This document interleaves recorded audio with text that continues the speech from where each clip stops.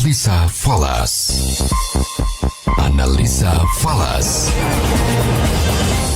Baik, mitra bisnis Pas FM, saat ini kita masuki sesi analisa falas dan untuk itu saya Benny Rahmadi akan berbincang bersama dengan trader dan analis pasar uang Bapak Rioli.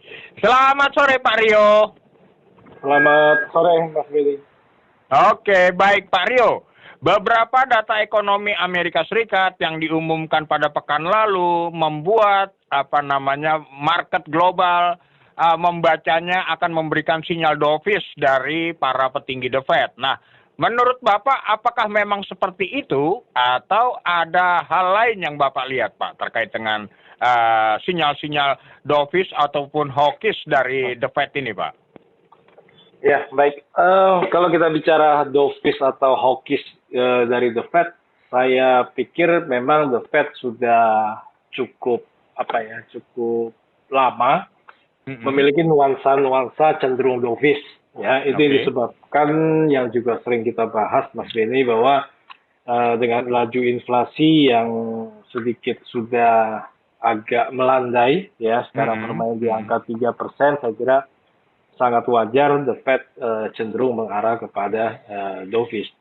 Namun apakah serta-merta kondisi ini akan membuat The Fed langsung memangkas suku bunga? Mungkin belum, ya. Parameternya kalau saya coba melihat dari keyakinan pasar. Ya, keyakinan pasar kalau kita lihat sampai dengan kenaikan suku bunga tanggal 21 Maret nanti. Jadi The Fed ada berapa kali lagi? Minggu ini Desember 14, kemudian Februari tanggal 1, lalu sampai Maret tanggal 21. Ini masih diyakini The Fed akan bertahan di angka sekarang 5,5%, ya. 5,5, oke.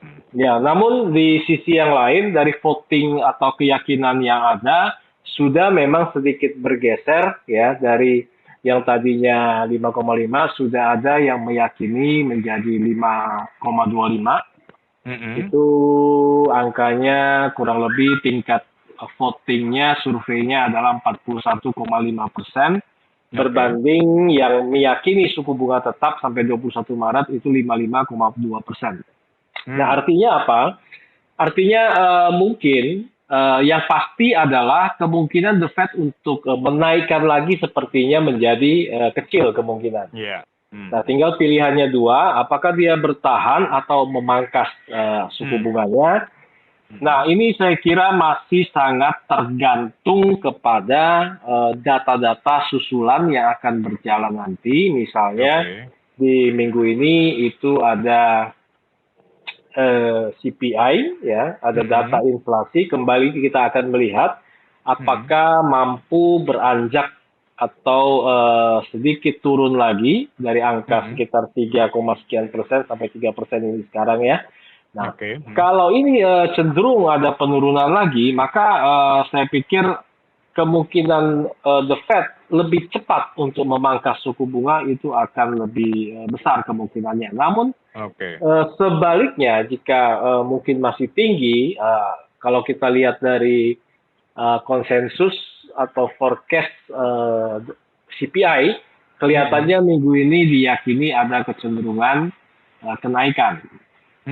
Namun ini, kalaupun ada kenaikan dari inflasi ini, saya pikir bukanlah sebuah kenaikan yang sangat-sangat serius, ya, karena kita tahu bahwa masuk di bulan November, Desember ini, khususnya Amerika akan masuk ke sesi liburan, kemudian ada tahun baru, ada hari raya Natal juga. Saya pikir ini sangat wajar kalau ada koreksi inflasi. Ya, jadi kalau misalnya angka nanti menunjukkan di bulan November misalnya ada sedikit kenaikan, saya kira ini tidak menunjukkan bahwa inflasi ini akan kembali terus naik. Ini hanyalah temporary kalau menurut saya. So, kembali lagi, kalau saya melihat potensi yang ada, walaupun ada nada dovish, tapi kalau kita lihat dari tingkat angka interest rate US hari ini 5,5% ya. Kalau kita compare dengan beberapa negara lain, dia masih tetap yang tertinggi. Oke. Nah, dengan kondisi suku bunga yang relatif lebih tinggi dibandingkan negara lain, plus apa, di minggu lalu laporan data tenaga kerja Amerika ini relatif cukup baik. Ya, kalau kita perhatikan di minggu lalu data tenaga kerja ada penambahan 199.000 lapangan kerja baru, ditambah yang cukup signifikan adalah penurunan angka pengangguran. Jadi pengangguran dari 3,9% turun 0,2% menjadi 3,7%. Ini adalah sebuah angka yang cukup signifikan untuk membantu perekonomian US membaik.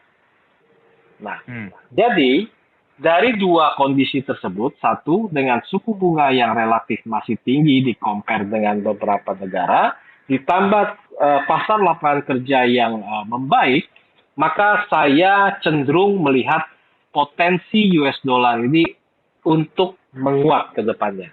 Oke. Ya, jadi ada potensi menguat. So, saya pikir bisa dilirik untuk USD, ya, baik dalam waktu dekat maupun medium. Walaupun minggu ini ya kalau memang cukup kuat dengan volatil market, ya silakan. Tapi kalau tidak, mungkin boleh sedikit bersabar.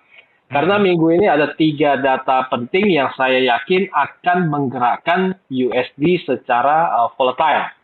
Yaitu ada data inflasi di hari Selasa, kemudian pengumuman suku bunga di hari Rabu, Rabu malam, Kamis dini hari ya. Kemudian di hari Kamis malam itu ada data penjualan retail. Saya kira data ini akan mempengaruhi volatilitas daripada US dollar.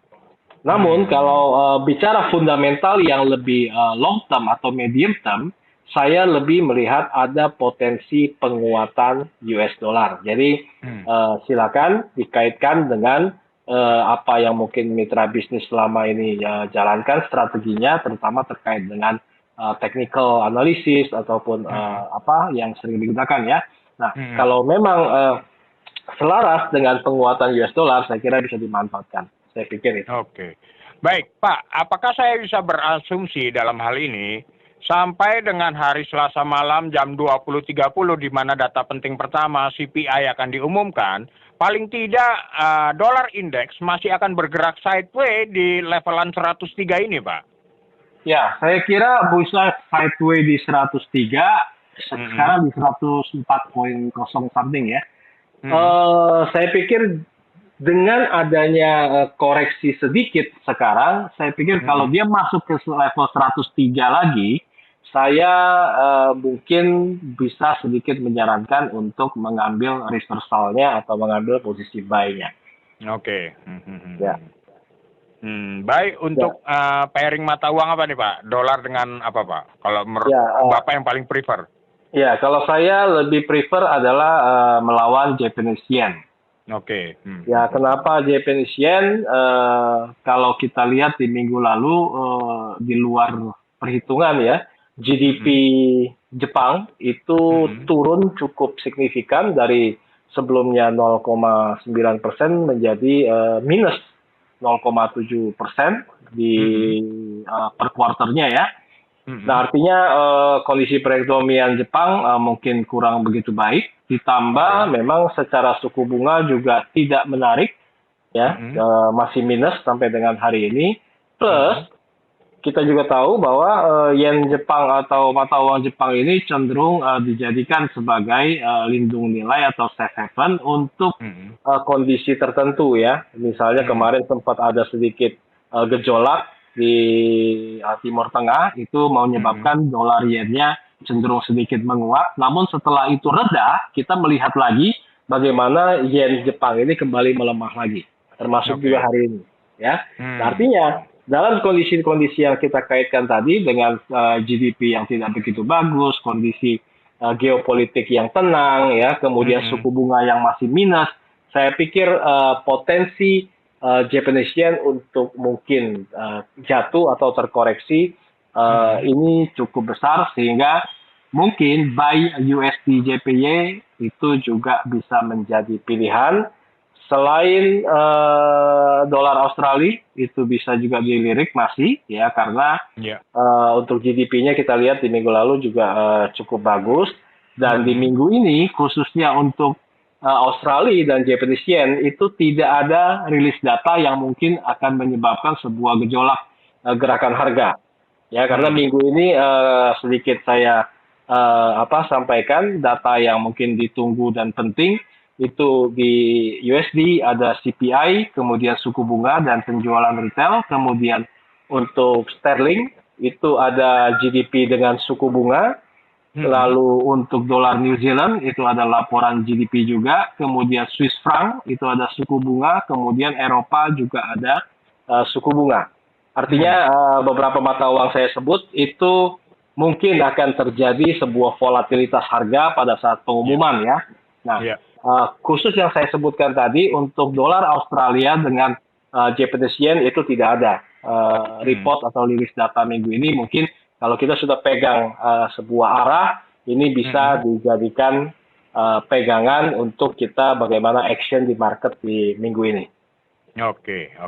Baik, terakhir Pak, saya mengarah kepada SAU atau gold ini Pak, karena sudah longsor di bawah level 2000, saat ini bergerak di sekitar 1993. Nah, apakah ini akan mengarah turun kalau tadi Bapak indikasikan ada potensi dolar Amerika akan terus menguat dalam hal ini Pak? Ya, kalau Mas Benny masih ingat ya, minggu lalu saya sudah juga sampaikan waktu dia berada di angka 1100 sekian, saya sudah katakan bahwa sangat-sangat tidak realistis bahwa emas ada di angka seperti itu. Ya, dan itu terjadi setelah itu turun dan sampai dengan hari ini juga turun. Nah, bagaimana kelanjutannya? Saya juga masih meyakini bahwa potensi gold untuk turun ini masih cukup besar. Ditambah dengan tadi bahwa ada sebuah kemungkinan dolar ini menguat ya. Nah, saya kira ini ada cukup alasan reasonable bahwa gold ini akan kembali turun. Nah, level target harga saya melihat ada kemungkinan dia akan mengejar di angka kepala 1930-an. Ya, kalau menurut mungkin sekarang masih ada cukup ruang di 1990-an, targetnya adalah di 1930-an. Kenapa? Karena di angka 1930-an itu ada semacam kita boleh sebut sebagai equilibrium yang terdekat. Oke. Ya, karena kita lihat di bulan di bulan Juli, Juni, Agustus, kemudian September, masuk kepada Oktober, masuk kepada November, angka ini selalu ada. Ya, jadi kalau Mas Benny perhatikan di beberapa bulan yang saya sebut terakhir, angka 1930-an itu selalu ada. Nah, untuk bulan ini Desember itu belum ada. Oke. Ya, jadi ada potensi penurunan ini akan mengarah ke angka tersebut. Oke. Ya, dengan catatan ini adalah gold yang selalu bergerak aneh kalau ada gangguan eksternal. Mudah-mudahan tidak ada. Ya, nah, kalau tidak ada gangguan eksternal, saya meyakini gold akan mencari angka 1930-an sebagai equilibrium terdekat di tahun ini. Oke. Baik, kalau begitu Pak Rioli, terima kasih Pak atas informasi berharga yang telah Bapak sampaikan dan pastinya sukses terus untuk Pak Rioli dan juga investasi Bapak pastinya Pak ya. Ya, terima kasih Pak, sama-sama. Mitra bisnis, segala bentuk investasi memiliki resiko. Untuk itu mitra bisnis, pahami resikonya sebelum berinvestasi. Jadilah investor yang bijak.